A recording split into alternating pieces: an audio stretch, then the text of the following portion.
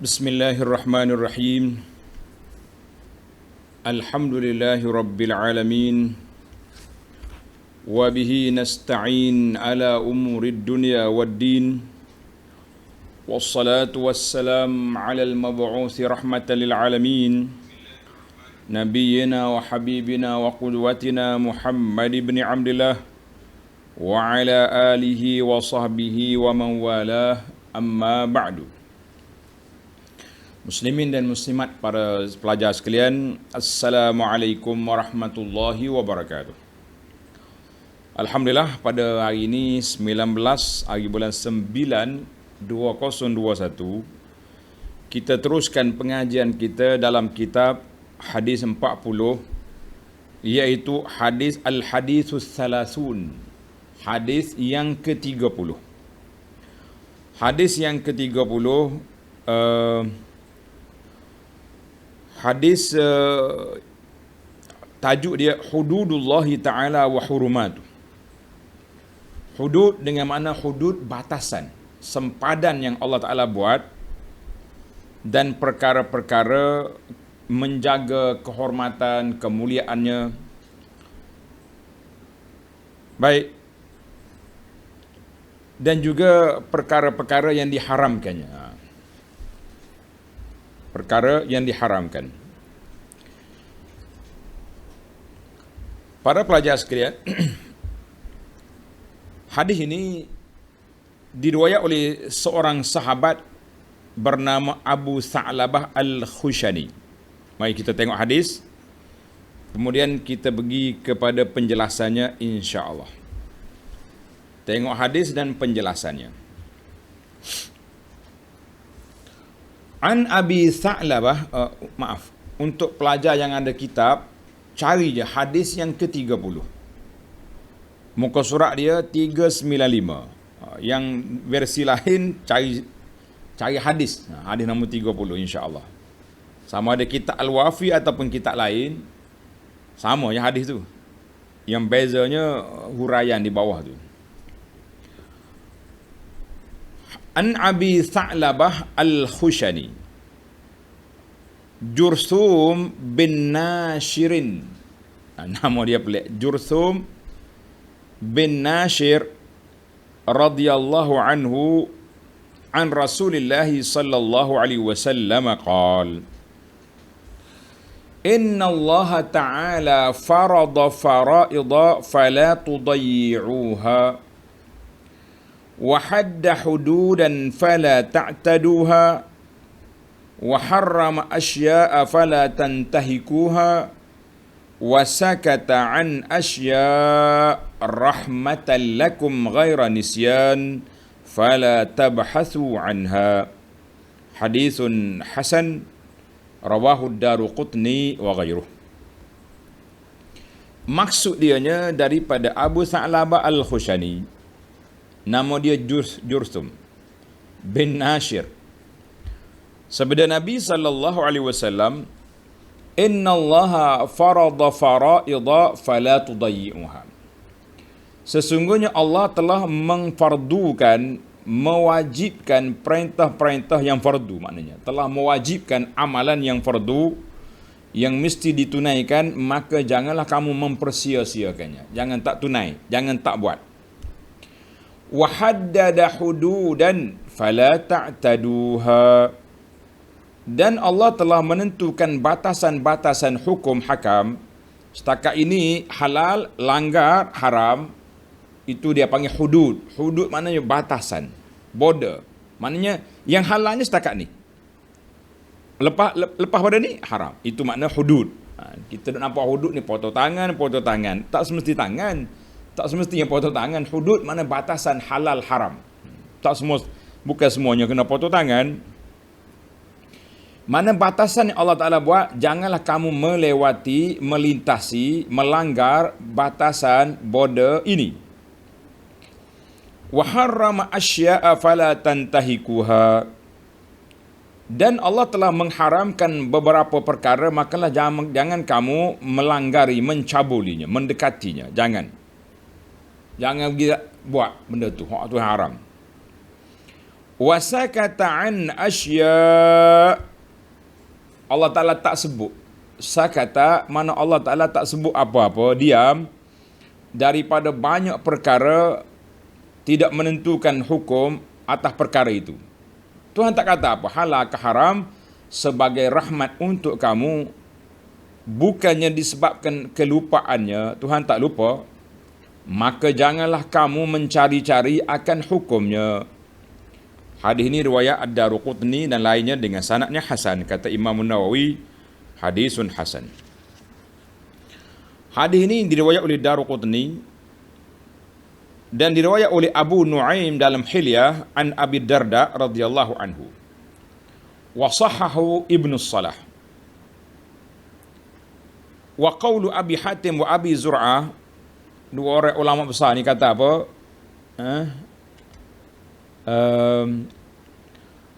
Dia kata wa ibnu Makhul lam yasma' min Abi Tha'labah. Jadi khilaf ulama hadis ni. Dia kata Ibnu Makhul tidak mendengar daripada Abi Tha'labah. Ta'arada, bercanggah dengan penilaian yang dibuat oleh Ibnu Ma'in. Ibnu Ma'in kata sami'a, dengar. Imam Nawawi kata al-musbat, hadis yang menetap, ulama yang mengatakan dengar lebih utama daripada yang menafikan. Al-musbit, musbitu muqaddam ala nafi. Itu kaedah ulama-ulama ulama-ulama hadis dalam penetapan hadis. Alhamdulillah. Jelaslah di sini, maknanya Imam Nawawi nak menetapkan hadis itu hasan. Tengok dalam terjemahan tu dia panggil Ibnu Muayyan, bukan Muayyad, Ibnu Ma'in orang baca gitu. Nah, dia baca Ibnu Muayyan dalam terjemahan. Syuf Tsani. Ibnu Ma'in. Baik. Kita pergi kepada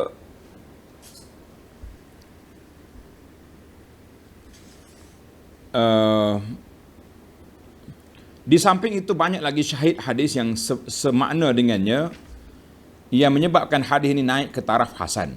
Baiklah, itu perbincangan yang disebut oleh para ulama. Sekarang ni kita nak pindah kepada ahammiyatul hadis. Kepentingan hadis ini, apa yang penting hadis ini. Para pelajar sekalian, tengok dalam kitab kita ni.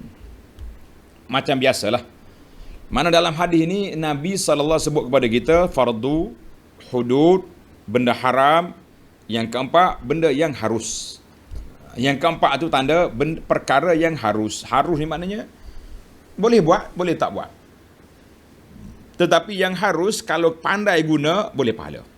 Nanti kita bincang dalam huraiannya nanti insya-Allah. Yang pertama, hadis ini min jawami'il kalim.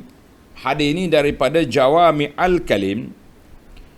Maknanya cakapan pendek yang maknanya panjang, yang Allah Ta'ala anugerahkan. Salah satu daripada ciri keistimewaan Nabi SAW, Allah beri kepada dia jawami'ul kalim. Fahuwa wajizun baligh. Cakapnya pendek tapi makna dia panjang.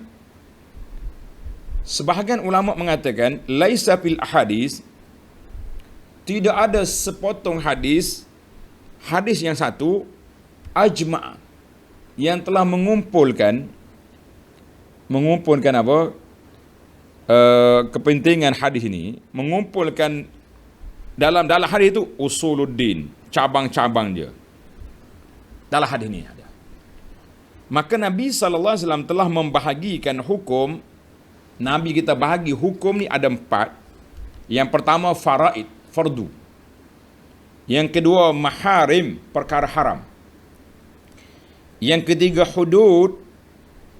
Yang keempat maskutun anhu, maknanya benda harus. Mana Tuhan tak kata haram, tak kata sunat.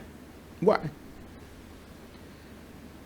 Kata di Ibnu Sam'ani rahimahullah, man amila bihi, siapa dia beramal dengan undang-undang yang telah disampaikan di sini, hazaz thawab, dia akan meraih pahala dan aman daripada seksaan. Sebab apa? Siapa dia menunaikan perkara yang wajib, menjauhi perkara yang haram, break setakat mana sempadan, jangan langgar masuk dalam kawasan haram. tidak mencari-cari, mengorek-ngorek hukum yang Tuhan tak sebut, maka dia telah menunaikan aqsamul fadli, bahagian kelebihan yang telah disebut oleh Nabi sallallahu alaihi wasallam. Dia juga telah menunaikan hak agama. Kerana undang-undang syarak tidak terkeluar daripada empat ini. Cuma ada satu lagi, dia sebut makruh. Kan kita ni halal, haram, makruh, harus, sunat. Halal, haram, sunat, makruh, harus. Maaf. Itu dia panggil undang-undang agama ni duduk 5 perkara. Dalam ni Nabi kita sebut 4. Yang makruh tu masih juga duduk di bawah perkara yang harus. Sebab kalau buat tidak berdosa. Tapi kalau tinggal boleh pahala. Itu dari sudut undang-undang hukumannya. Baik para pelajar sekalian, dari sudut penjelasan makna rasa sudah jelas tadi. Fardu iaitulah perkara yang wajib. Fardu itu perkara yang wajib, artinya kalau tak buat kamu berdosa. Itu makna wajib. La tudayyi'uha, jangan kamu sia-siakannya, jangan kamu tinggalkan. Jangan kamu cuai, jangan kamu abai daripada menunaikan yang wajib. Kalau kata hudud, hudud maknanya al-hajiz baina syai'. Tembok, pemisah di antara dua. Garis pemisah. Ini halal, ini haram. Mu jangan langgar dia punya hudud. Itu makna hudud. Jadi kita ni kalau kata hudud dalam bab fiqh, bila kata hudud, makna dia apa? Tengok dalam kitab. Uqubatun muqaddaratun minasyari'. Suatu undang-undang yang telah ditetapkan oleh syarak. Minum arak 40 sebat, sampai ke 80 ada juga. Mencuri potong tangan. Berzina, yang muda-muda berzina, yang belum kahwin sebat 100 kali. Yang sudah kahwin direjam, itu dia panggil dari sudut hudud, maknanya undang-undang, peraturan yang telah ditetapkan oleh Allah. Itu nama dia hudud. Dan bukan itu saja, ada bukan semua hudud kena sebat, kena rotan, kena apa ni, kena pancung, kena potong tangan. Ada hudud berdosa, boleh kena taubat. Tilka hududullah fala taqrabuha. Dia dua dalam Quran ni. Tilka hududullah fala taqrabuha. Maknanya dalam perkara haram, Allah kata itulah undang-undang, batasan yang Allah Ta'ala buat, kamu jangan hampiri. Jangan hampiri dalam bab dosa. Yang kedua, tilka hududullah fala ta'taduha. Itulah batasan Allah buat, kamu jangan lompat, jangan melampaui dalam perkara yang harus, tetapi jangan kita melampau. Biasanya dayak ini duduk dalam beberapa kategori lah. Mana benda tu benda boleh buat, harus dibuat, tapi jangan melampau dalam benda tu. La tak tadi. Kalau benda haram, la taqrabu, jangan pergi dekat. Itu dalam sudut hudud. Alhamdulillah, ana tak nak hurai panjang di sini. Tuan-tuan boleh tengok dalam kuliah kita tentang hudud, memahami makna hududullah. Tengok dalam YouTube, cari hududullah yang disampaikan oleh Al-Faqir Abu Anas. Fala ta'taduha la tazidu. Jangan tambah, mana kita kata Tuhan kata 100, kita kata 100 tak banyak, kita nak 200. La. Allah kata jangan melampaui, kita pergi langgar. Itu dia panggil melampau. Tak boleh. Syakata al-asya. Tuhan tak sebut apa-apa hukum. Rahmat Allah Ta'ala kepada kita. Maknanya luaslah undang-undang yang harus itu luas. Baik para pelajar sekalian, kita pergi pada huraian. Kemudian kita pergi kepada perbincangan yang ringkas. Fiqhul hadis wa ma yurshidu ilaih. Fiqh hadis dan perkara-perkara bimbingan yang kita dapat daripada hadis ini. Yang pertama, wujubul muhafazati 'alal faraidi wal wajibat.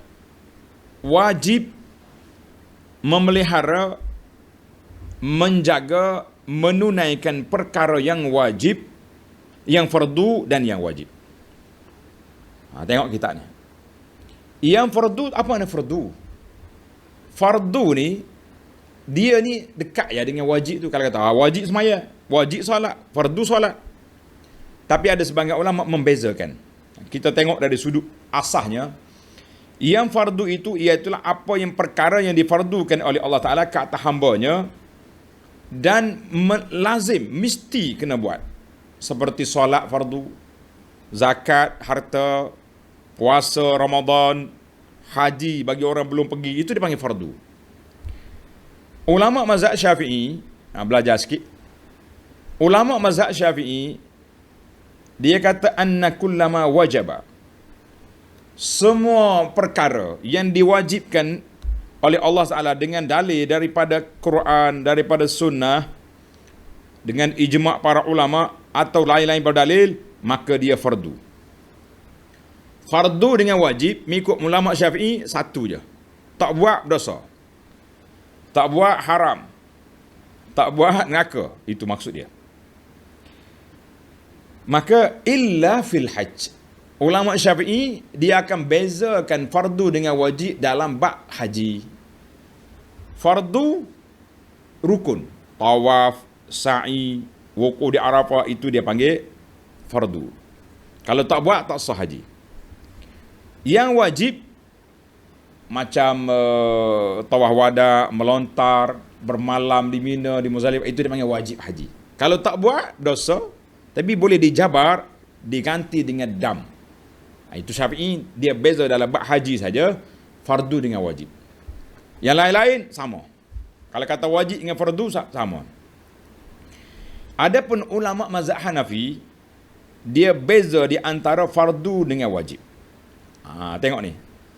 Fardu iaitulah perkara yang sabit dengan dalil qat'i, seperti solat, zakat, fardu. Wajib perkara yang sabit dengan dalil zanni, seperti dalil yang sabit dengan qiyas, dengan khabar wahid, seperti sedekah fitrah. Zakat fitrah tu bagi dia wajib, bukan fardu. Solat witir wajib, tidak fardu. Karena itu, tuan-tuan cuba perhatikan, kalau ada di masjid kita ni, mari saudara-saudara kita, orang-orang mazhab Hanafi, macam orang Bangladesh, Myanmar, yang pergi masjid, biasa lepas solat Isya, dia akan solat juga witir. Walaupun laju macam mana pun, solat. Sebab bagi dia wajib. Kita mazhab Syafi'i ni kena wajib juga witir, baru tak tinggal berkali. Dia main lagu ni, main keluk-kelik lagi tadi kan. Witir tak apa, tak wajib. Orang Hanafi yang solat, yang tak solat jangan tanya. Hak fardu dia tak semaya, jangan kira tu. Yang warak-warak pergi masjid, dia akan kejar juga solat, sebab bagi dia wajib. Alhamdulillah. Baik. Pembahagian yang kedua dari sudut fardu kepada dua bahagi. Yang pertama dia panggil fardu ain. Fardu ain iaitulah setiap amalan, setiap perkara yang wajib dibuat oleh seorang mukallaf, laki-laki atau perempuan, sendiri dia. Setiap orang, itu dipanggil fardu ain. Wajib di atas setiap individu, setiap kepala kena buat. Kita kena faham lah, macam semaya 5 waktu, zakat, puasa. Zakat bagi orang ada harta, maka wajiblah dia. Itu dia panggil fardu ain. Maka ilmu fardu ain kita kena betul channel di sini. Sebahagian masyarakat dia salah faham, dia ingat ilmu fardu ain ni ilmu budak-budak. Ilmu fardu ain ni ilmu budak-budak. Pasal apa budak-budak? Sebab kita petang-petang duk sibuk, mana tu? Nak pergi ambil anak fardu ain. Musim PDPR ni, orang sibuk nak solat asar, dia duk sibuk buka telefon anak main fardu ain, belajar fardu ain. Fardu ain ni maknanya ilmu yang wajib dipelajari oleh setiap orang. Kita kena kenal Allah, kena kenal Rasul, kena belajar tahara, belajar solat, belajar. Dan yang betulnya ilmu asas, basic kepada amalan kita kena tahu. Itu dia panggil ilmu fardu ain.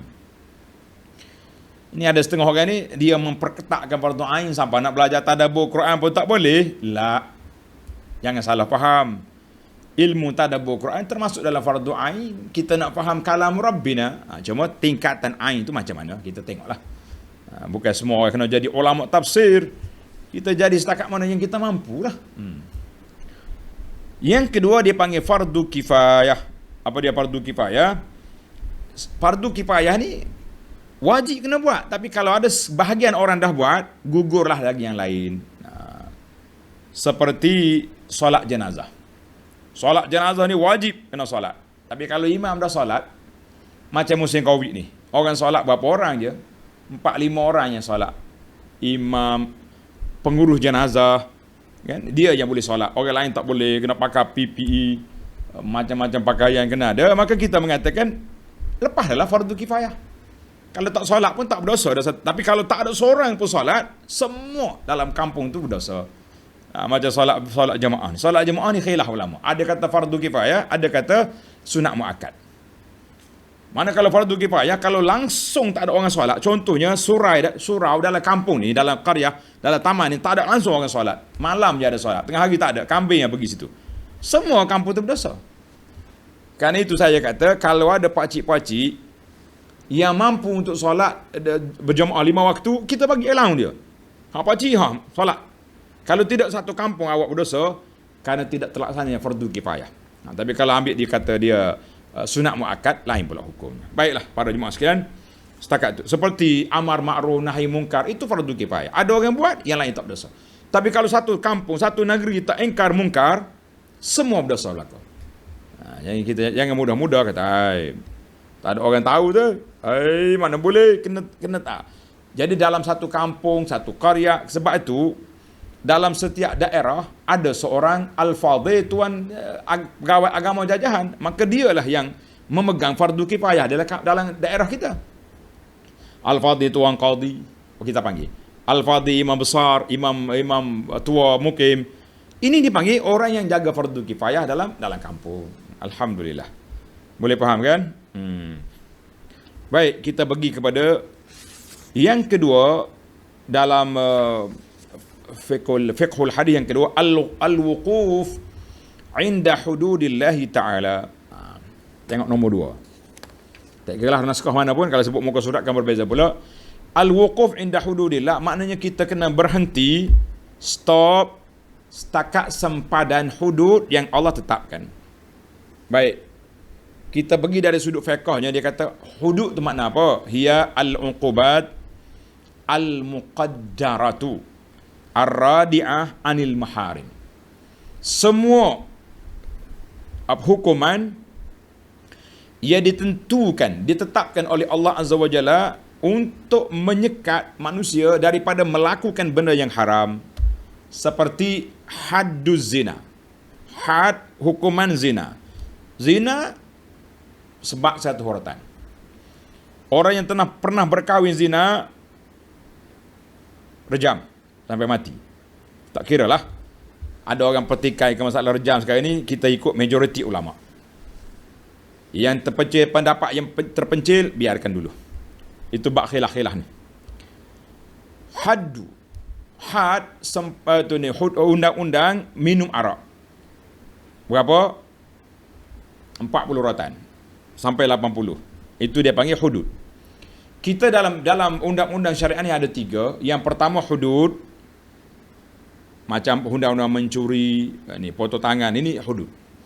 Satu lagi dia panggil undang-undang qisas. Qisas ni kalau orang bunuh orang, boleh dibalas bunuh, pancung kepala dia. Dia beza di antara hudud dengan qisas. Hudud tak boleh gugur. Contohnya orang ni mencuri, kita tangkap dia, bawa ke pihak, bawa ke polis. Mahkamah jatuh hukum, oleh kerana dia mencuri, kena potong tangan. Tuan, saya reda, saya maafkan. La, tak boleh lagi nak tarik balik. Itu dia panggil hudud. Kalau nak tarik balik boleh sebelum dibicarakan. Makna sebelum kita bawa ke mahkamah, kita maafkan. Itu boleh. Kalau sudah jatuh hukum, tak boleh tarik balik. Qisas lain. Qisas ini hak keluarga si mati. Kalau keluarga dia kata aku maafkan, lepas. Maaf tu boleh maaf penuh, full maaf. Kita lepaskan saja. Boleh maaf ila badal. Maaf kepada ganti. Daripada bunuh kepada diat. 100 ekor unta. Boleh. Jadi kita boleh pilih lah. Mungkin kita tengok budak orang ni si mati ni tinggal anak kecil-kecil lagi. Masya Allah. Kalau kita bunuh, pembunuh dia, kosong ya, anak tak dapat apa, kosong, tak dapat apa. Tapi kalau kita maaf ila badal kepada pengganti, iaitulah 100 ekor unta, 100 ekor unta, 5,000 sekor, lipat dapat 5 riyad 5, berapa ribu? 500,000. 500,000, kita melabur duit ni, sempatlah nak besarkan anak-anak dia ni. Jadi ada faedah dia. Tengoklah, maknanya undang-undang ini terpulang kepada keluarga. Itu dia panggil undang-undang qisas. Satu lagi, undang-undang yang Allah Ta'ala diam, tak kata, bukan hudud, bukan qisas, itu dia panggil ta'zir. Yang ini kembali kepada pemerintah. Pemerintah yang menetapkan nak letak berapa. Contohnya kita sekarang ni, orang langgar api merah. Tak ada dalam Quran, tak ada dalam hadis. Langgar api merah. Yang adanya 300, 500. Itu dia panggil ta'zir. Itu terpulang pada kerajaan, hakim yang menetapkan. Undang-undang langgar SOP. Tak ada dalam Quran hadis ni. Tak pakai emas kena bayar. Pergi ramai-ramai kat mana berkumpul kena bayar. Itu dia panggil hukuman ta'zir. Wallahu a'lam. Baik. Mari kita pergi kita. Kalau tidak tak habis ni. Saya ceramah bab hudud ni. Panjang sudah, tuan-tuan boleh tengok dalam kitab kita, syarah kita kepada kitab Al-Fiqhul Manhaji, jilid yang 6, 7 itu atau jilid 8, kita panjang bincang bab hudud, qisas, ta'zir, semua ada kat sana. Tuan-tuan boleh tengok di sana. Alhamdulillah. Baik. Nabi kita marah kepada Usamah bin Zaid ketika dia nak minta ringankan hukuman Al-Makhzumiyah, seorang perempuan bangsawan Quraisy yang mencuri pada tahun pembukaan kota Mekah. Jadi orang kata dia ni nyanyi ni. Habis kita kena mintalah Usamah pergi minta supaya kurangkan sikit. Usamah pergi cakap Nabi marah. Nabi kata, atashfa'u fi haddin min hududillah. Usamah memang nak rayu dalam undang-undang hudud yang telah ditetapkan oleh Allah. Potong tangan. Tak boleh lagi. Maka tak boleh kita tambah, tak boleh kita kurang. Itu hudud. Sewaktu sahabat Nabi tidur, dia letak kain di bawah, tiba-tiba orang curi kain. Dia petangkap, bawa ke Nabi SAW. Nabi kata kena potong tangan. Saya maafkan. Rasulullah kata, hala. Nabi kata, patutnya mau maaf sebelum bawa kepada aku. Tapi kalau sudah sampai di sini, tidak ada lagi maaf. Mana dalam undang-undang hudud, tidak boleh dimaafkan. Adapun tambahan, mana kita fahamlah di sini bahawa hudud yang terletak oleh Allah Azza wa Jalla, tak boleh kita tambah, tak boleh kita kurang. Adapun tambahan dalam hudud, syaddul syurb, undang-undang minum arak, asalnya 40, kepada 80, zaman Nabi 40, Abu Bakar juga 40, tapi bila mari zaman Sayyidina Umar, ramai orang luar masuk Islam. Budaya dia minum arak biasa, maka ramai orang minum arak. Sayyidina Umar bermusyawarah, berijtihad dengan para sahabat, disokong oleh Sayyidina Ali, maka sudah menjadi sunnatil khulafa'ir rasyidin. Undang-undang minum arak boleh disebut sampai 80 rotan. Panjanglah tuan-tuan kalau nak baca di sini. Baik. Saya pergi kepada yang ketiga, al-man'u min qurbanil muharramat, larangan daripada mendekati perkara-perkara yang haram dan melakukan benda haram. Yang pertama sekali, perkara yang haram total yang telah disebut oleh Allah dalam Quran dan Sunnah, maka jangan sekali-kali kamu mendekati, bukan lagi buat, nak dekat pun jangan. Seperti syahadati zur, saksi palsu, makan harta anak yatim, makan riba. Riba ni dosa besar, tapi dosa yang tak berbang. Bila kerajaan tak buat akta riba, maka jadi tak berdosa riba dalam negara sekular. Tak berdosa. Yang dosanya rasuah. Kalau sebut bar rasuah, dosa. Sebut bar riba, biasa. Na'udzubillah min ghadabillah. Dan nak kata Nabi sallallahu kullu muskirin haram. Semua benda mabuk itu haram. Bukan itu saja.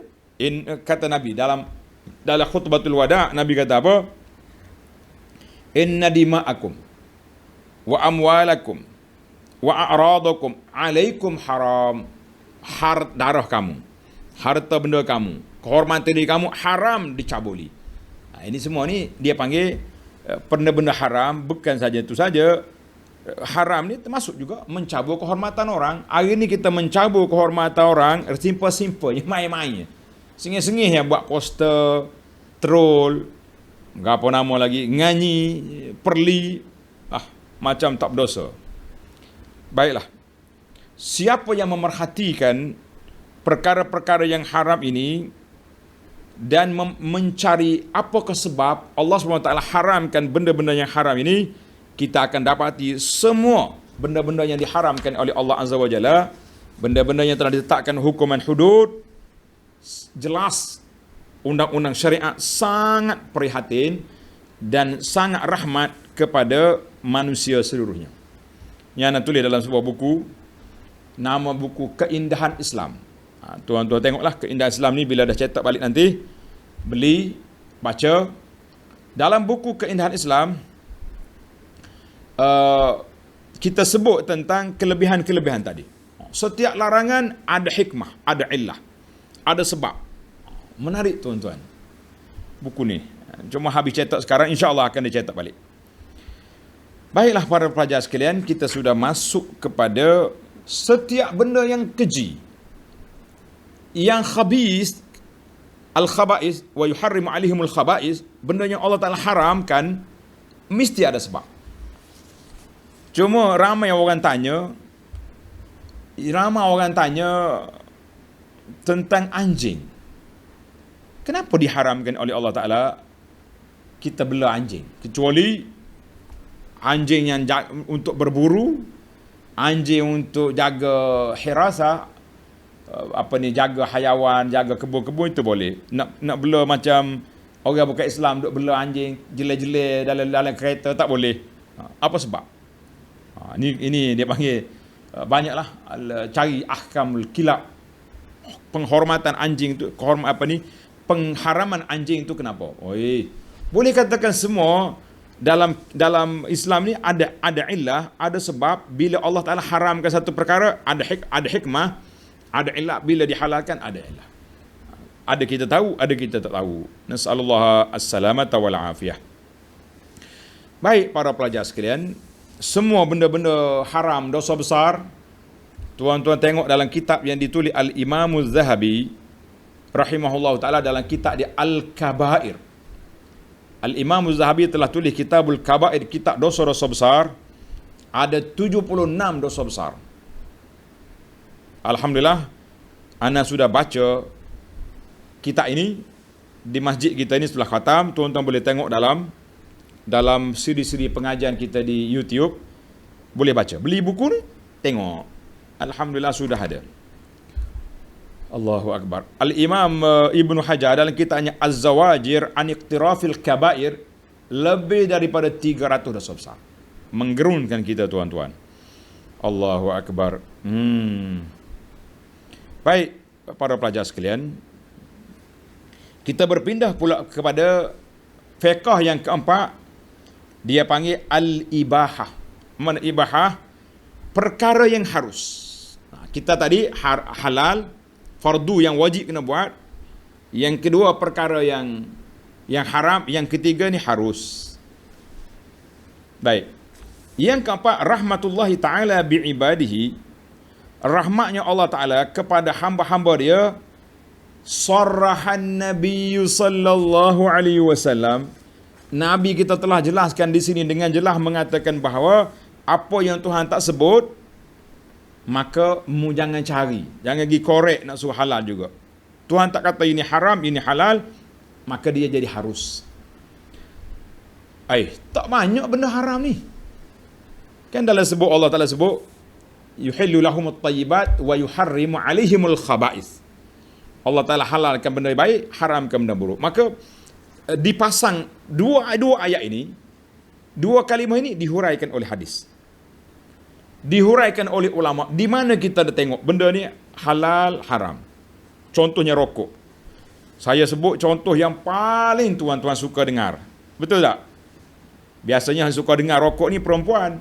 Yang laki-laki mula nak lari dia tu. Kan? Tapi yang ikut kuliah kita ni insya-Allah tak merokok dah. Kalau rokok lagi nanya, menyesal tuan-tuan di akhir esok. Tak dengar nasihat Abu Anah atas dunia dulu. Rokok. Halal harus ke haram? Ditimbang dengan raca syariat. Ada kebaikan? Tak ada. Ada kenyang? Tak ada kenyang. Keburukan? Ada. Siapa cakap? Doktor. Berapa keburukan? Macam-macam. Maka ulama kata dia masuk dalam al-khaba'is. Itu ya. Dadah sama juga apa benda. Jadi kita kena timbang dengan raca timbangan yang baik. Alhamdulillah. Baik. Apa Nabi kata? Rahmat daripada Allah Azza wa Jalla perkara yang tidak disebut. Haram tidak, halal pun tidak, maka dia harus ambil lah. Bukan Tuhan lupa. Wa ma kana rabbuka nasiya. Allah Ta'ala tidak lupa, tetapi semata-mata rahmat untuk kita. Maka di sini para pelajar tulis, para ulama mengatakan, ulama kata apa? Dia kata perkara yang harus, perkara yang haram, perkara yang makruh. Jadi kita kena letak dalam kaedah, satu kaedah al-aslu, tulis kata-kata ni. Kalau kita faham sini, fahamlah kaedah.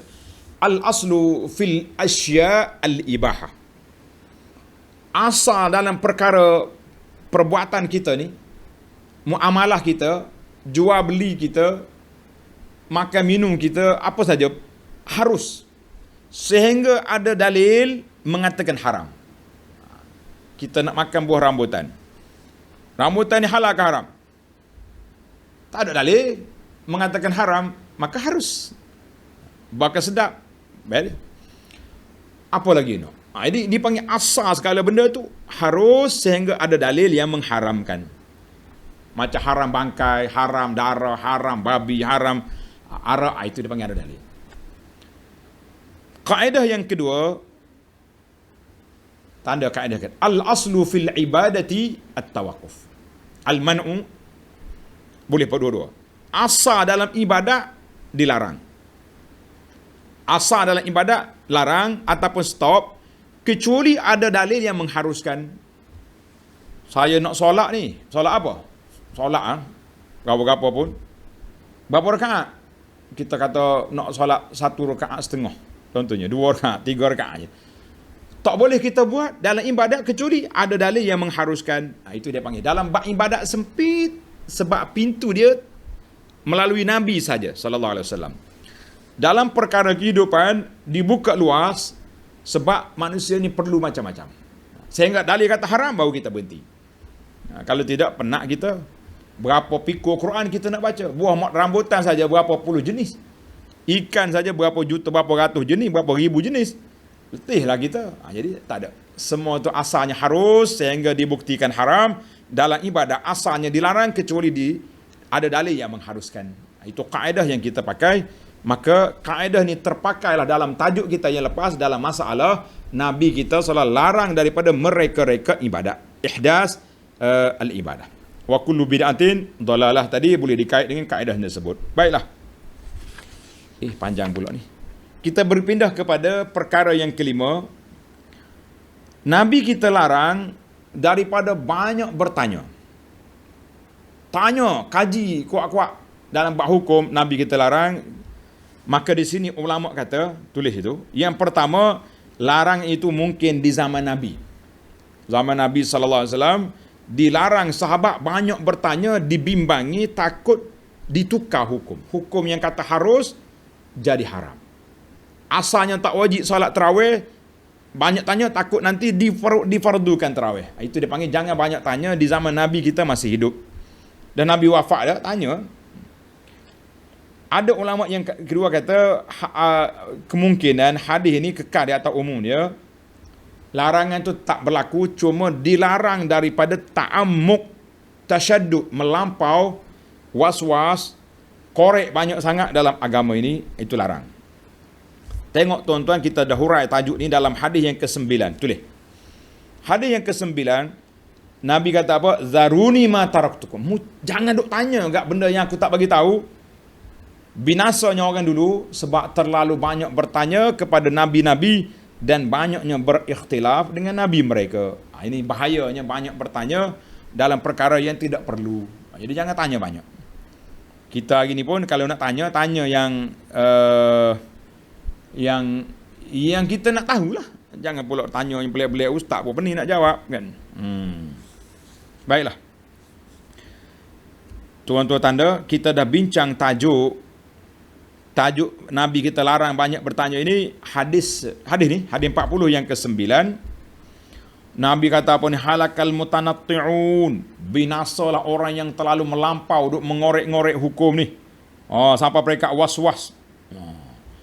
Kata Ibnu Mas'ud, tengok Ibnu Mas'ud kata apa ni, marah dia. Ibnu Mas'ud ni sahabat Nabi yang sangat warak, dia jaga sungguh Ibnu Mas'ud ni dalam bab halal haram, dalam bab apa ni bid'ah sunnah ni Ibnu Mas'ud ni kuat. Tapi dia kata, iyyakum wat tanattu', iyyakum wat ta'ammuq, wa alaikum bil atiq. Mana aku bagi amaran, jangan duk korek sana, duk cari sini, ikutlah apa yang sudah ada dalam sunnah Nabi sallallahu alaihi wasallam. Jadi tanya banyak-banyak jangan. Sebab apa tanya banyak tak boleh? Sebab kita ni kadang-kadang